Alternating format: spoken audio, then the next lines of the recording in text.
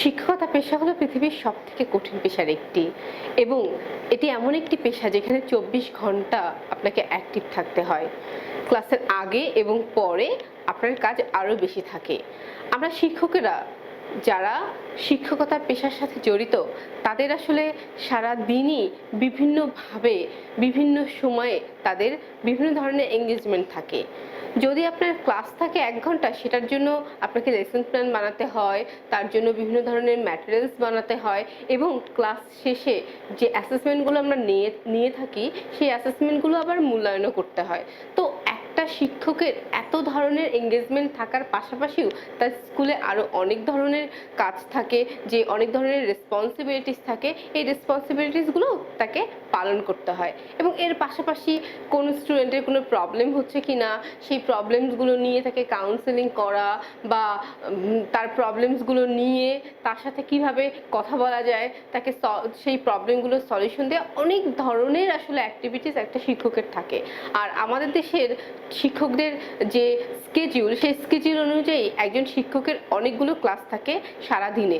সুতরাং দেখা যায় যে সারা দিনই তার টাইমটা অকুপাইড থাকে এবং এই পুরো টাইমটা অকুপাইড থাকার কারণেই একজন শিক্ষক তার সমস্ত মনোযোগ দিয়ে লেসন প্ল্যান বানানো বা একটা ক্লাসের জন্য পারফেক্টলি যে প্রিপারেশন নেওয়া সেটা সবসময় করে উঠতে পারে না।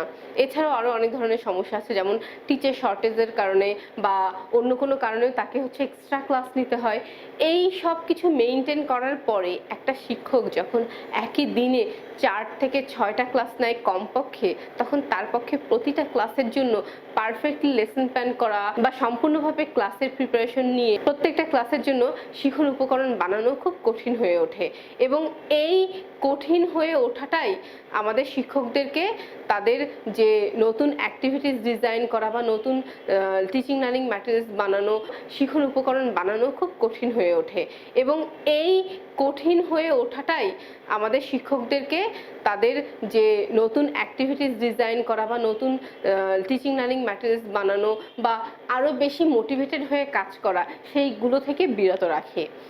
কিন্তু আমরা যেহেতু শিক্ষক, তাই আমাদের সর্বোচ্চটা দিতে হবে এবং আমাদের খুব ভালো করে এই জিনিসগুলো প্ল্যান করতে হবে যে কিভাবে আমরা খুব দ্রুত লেসন প্ল্যান করে ফেলতে পারি, খুব সহজেই লেসন প্ল্যান করে অ্যাক্টিভিটিসগুলো ডিজাইন করতে পারি এবং পুরোপুরিভাবে প্রিপেয়ার্ড হয়ে ক্লাসরুমে ঢুকতে পারি।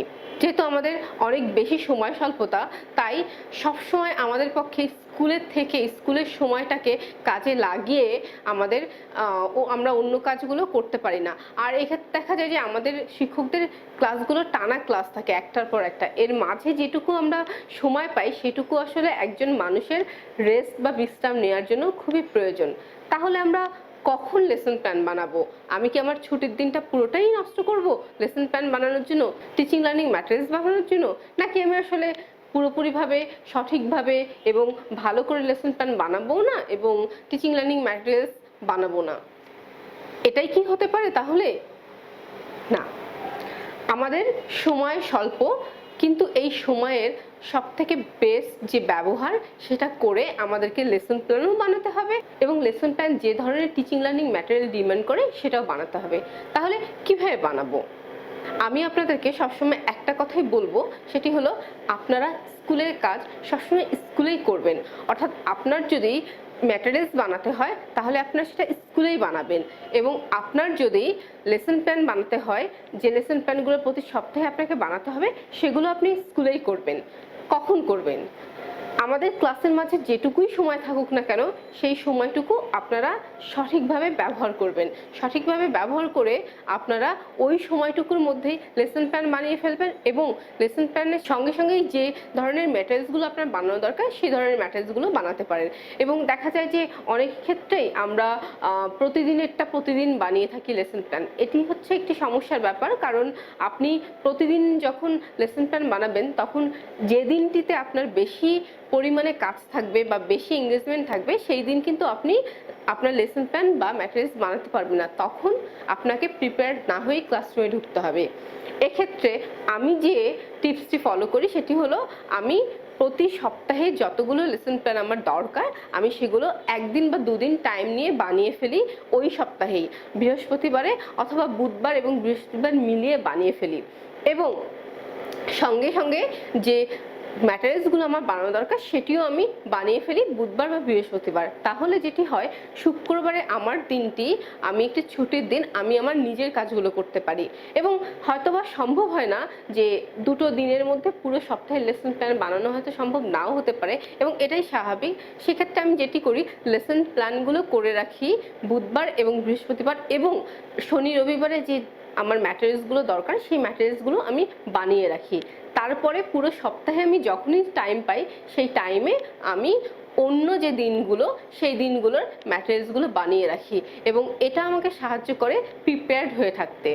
এর পাশাপাশি আমি যেটি করি, আমি আমার স্টুডেন্টদেরকে নিয়ে ক্লাসের পরে যে ম্যাটেরিয়ালসগুলো বানানো দরকার সেই ম্যাটেরিয়ালসগুলো বানাই। তাহলে যেটি হয়, আমার পরিশ্রম অর্ধেক হয়ে যায়। এবং অনেক ক্ষেত্রে আমি আমার যে কলিগ রয়েছেন, আমার যে অন্য সহশিক্ষক রয়েছেন, তাদের সঙ্গে যুক্ত হয়েও আমি একই সাথে আমার ম্যাটেরিয়ালসগুলো বানাই। এবং এতে যেটি হয়, এতে একটি ম্যাটেরিয়ালস বিভিন্নভাবে অন্য ক্লাসেও ব্যবহার করা যায় এবং সময়ও কম লাগে, যেহেতু আমি আমার হেল্পিং হ্যান্ড পেয়ে যাচ্ছি।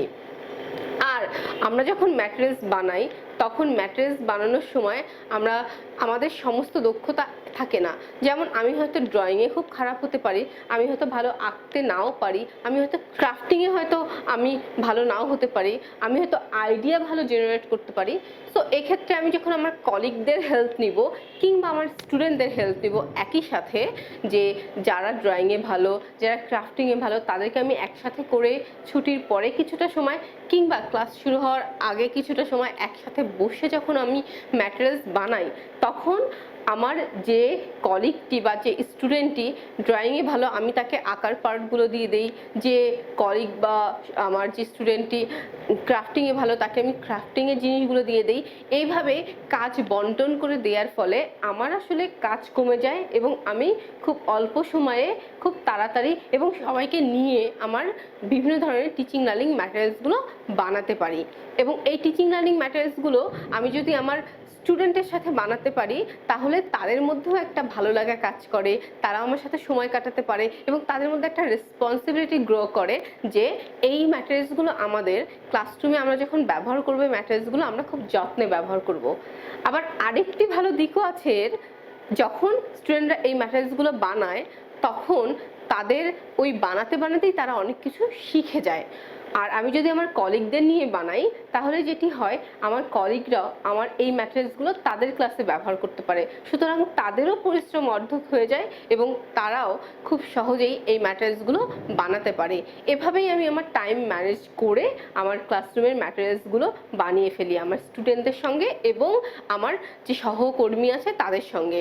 এবং আমি আমার যেটুকু সময়ই ফাঁকা পাই না কেন সেটুকু সময় কাজে লাগাই, স্পেশালি ক্লাসের মাঝখানে কিংবা প্রতিদিন আমার ক্লাসগুলো শেষ হওয়ার পরে যেটুকু সময় প্রিপারেশনের টাইম থাকে সেইটুকু সময় ব্যবহার করে।